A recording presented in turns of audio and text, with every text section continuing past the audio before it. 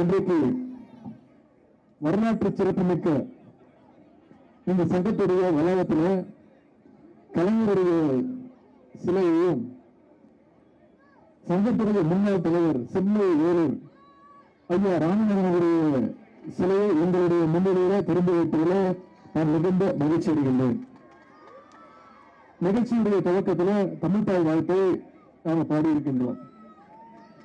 இங்கு மட்டுமல்ல, இன்னைக்கு தமிழ்நாட்டில் எந்த அரசு நிகழ்ச்சி நடந்தாலும் முதல்ல தமிழ்தாய் வாழ்த்தை நாம பாடுகின்றோம். அதற்கு தொடக்க புள்ளியாக இருந்தது இந்த கரம்பை தமிழ்ச்சங்கம். தமிழ்தாய் வாழ்த்து முதன்மையாக பாடப்பட்டது இந்த கரம்பை தமிழ்ச்சங்கத்தில் தான். அதன் பிறகு 1970களில் டாக்டர் கலைஞர் அவர்கள் அந்த தமிழ்தாய் வாழ்த்தை தமிழ்நாடு அரசினுடைய தமிழ்தாய் வாழ்த்து பாடலாக அறிவிச்சாங்க. இது வெறும் தமிழ்தாய் வாழ்த்து பாடல் தான், இதற்கு எந்திரிச்சு நம்முடைய மரியாதை செலுத்த தேவையில்லை என்று ஒரு கூட்டம் சொல்லிச்சு. இன்னும் சில பேர் சட்டப்பேரவையில் இந்த பாட்டையே பாடக்கூடாது அப்படின்னு ஒரு கூட்டம் சொல்லிச்சு. ஆனா இந்த பாடல் தமிழ்நாடு அரசினுடைய ஸ்டேட் ஆந்தம், மாநில பாடல் என்பதை அறிவிச்சு அதை பாடும்போது அனைவரும் எந்திரிச்சு வந்து மரியாதை செலுத்த வேண்டும் அரசாங்கம் போட்டவர் டாக்டர் கலைஞர் அவர்கள் தான். அதை தொடர்ந்து நம்முடைய முதலமைச்சர் அவர்கள் தான். ஆகவே தமிழ்நாட்டிற்கு தமிழ்தாய் வாழ்த்தை உறுதி செஞ்ச இந்த கரம்பை தமிழ்ச்சங்கத்திற்கு வருவதை நான் மிகுந்த பெருமையாக கருதுகின்றேன். இந்த தமிழ்ச்சங்கத்தின் மீது கலைஞர் அவர்களுக்கு எப்போதுமே மிகப்பெரிய ஒரு பற்றும் ஈடுபாடும் உண்டு. குறிப்பா சொல்லணும்னா 1962ஆம் ஆண்டு சட்டமன்ற தேர்தலில் கலைஞர் அவர்கள் தஞ்சையில் போட்டியிட்டப்போ இந்த கரம்பை பகுதியில் இருந்துதான் தன்னுடைய தேர்தல் பணிகளை அவர் செஞ்சார். கலைஞர் அவர்கள் இன்னைக்கு சட்டமன்ற தேர்தலில் வெற்றி பெறணும்னு கரம்பை தமிழ்ச்சங்கத்துடைய நிர்வாகிகள் அத்தனை பேரும் பிரச்சாரத்தில் ஈடுபட்டாங்க. அப்படிப்பட்ட கரம்பை தமிழ்ச்சங்கத்தில் இன்னைக்கு கலைஞருடைய சிலையையும் ஐயா ராமநாதனுடைய சிலையையும் திறந்து வைக்கின்ற வாய்ப்பை கொடுத்த இந்த தமிழ்ச்சங்கத்திற்கு முதல்ல என்னுடைய நன்றியை நான் தெரிவிச்சுக்கிறேன். 1911 துவங்கப்பட்ட இந்த சங்கம் இன்னைக்கு 100 ஆண்டுகளை கடந்து இந்த சங்கம் தமிழ் சேவை கல்வி சேவைன்னு சிறப்பா செயல்பட்டு வருகின்றது. தமிழுக்கு வர்ற ஆபத்துகளை எதிர்க்கிறது ஒரு பக்கம், தமிழுடைய பெருமையை பரப்புறது இன்னொரு பக்கம்னு இந்த சங்கத்துடைய பணிகள் மிகச்சிறப்பாக அமைஞ்சிருக்கு. தமிழை செம்மொழியாக அறிவிக்கணும்னு 1920 தீர்மானம் போட்டது, முதன்மையாக தீர்மானம் போட்டது இந்த கரம்பை தமிழ்ச்சங்கம் தான்.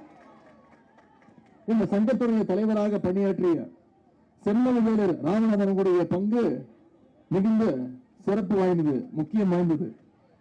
தமிழை செம்மொழியா அறிவிக்கணும்னு மிகப்பெரிய கையெழுத்து இயக்கத்தை நடத்தியவர். 1 கோடி பேர்கிட்ட கையெழுத்துக்களை வாங்கி அந்த கோரிக்கையை தலைவர் கலைஞர்களிடம் வைத்தவர். அந்த கோரிக்கைக்கு செயல்படுவம் கொடுத்த பெருமை முத்தமிழர் கலைஞர் அவர்களே சேரும்.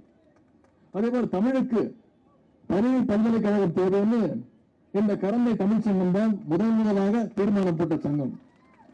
எல்லாத்தையும் விட ஒரு கூடுதல் மிகப்பெரிய ஒரு சிறப்பு என்னன்னா 1937 கல்வி நிறுவனங்கள்ல ஹிந்தி மொழியை திணிக்க போது அதை எதிர்த்து தீர்மானம் போட்டதும் இந்த கரம்பை தமிழ்ச்சங்கம் தான்.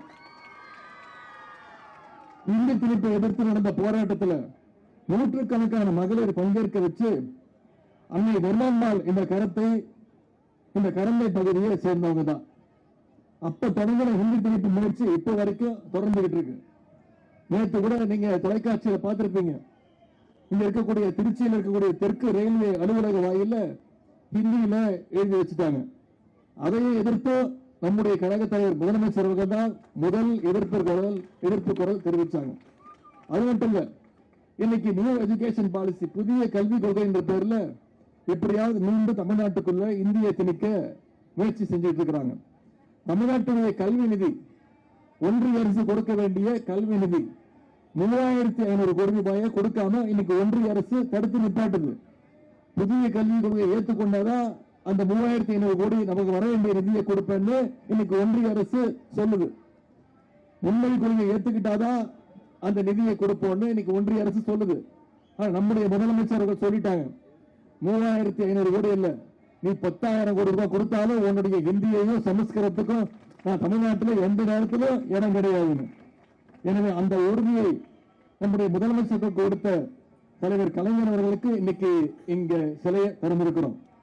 அதே மாதிரி மிசா சட்டம் வந்த காலத்துல திமுகவுடைய பொதுக்குழு நடத்த தமிழ்நாட்டில் யாரும் இடம் வரல. அப்ப பொதுக்குழு நடத்த இடம் கொடுத்து கலைஞர்களுக்கு துணையானதும் இந்த கரந்தை தமிழ்ச்சங்கம் தான். கரந்தை தமிழ்ச்சங்கத்தின் மேல கலைஞர்களுக்கு மாறாத பற்று உண்டு, பாசம் உண்டு. அதனால்தான் இந்த சங்கத்துடைய வாழ்நாள் உறுப்பினரா கலைஞர் அவர்கள் தன்னை இணைச்சுக்கிட்டார்.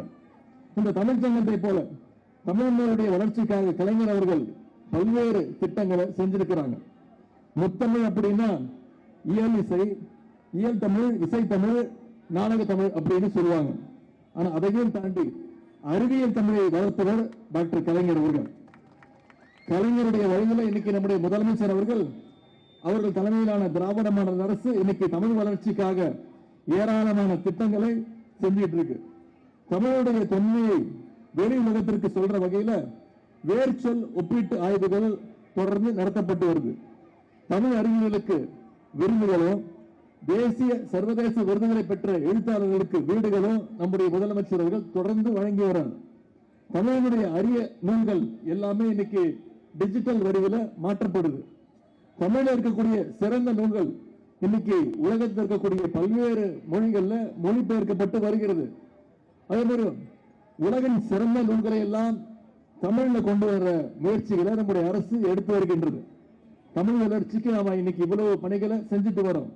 ஆனா ஒன்றிய அரசு சமஸ்கிருதத்தை வளர்க்கறதுல மட்டும்தான் அக்கறையை காட்டிட்டு வருகிறது. ஒன்றிய அரசு கடந்த 10 ஆண்டுகள்ல சமஸ்கிருத வளர்ச்சிக்காக மட்டும் ஒன்றிய அரசு ஒதுக்கின தொகை 2500 கோடி ரூபாய். ஆனா நம்முடைய தமிழ் மொழி வளர்ச்சிக்காக ஒன்றிய அரசு ஒதுக்கின தொகை வெறும் 147 கோடி ரூபாய். தமிழ்னு சொல்லி இன்னைக்கு மக்களை ஏமாத்துகின்ற வேலையை ஒன்றிய அரசு செய்து வருகின்றது.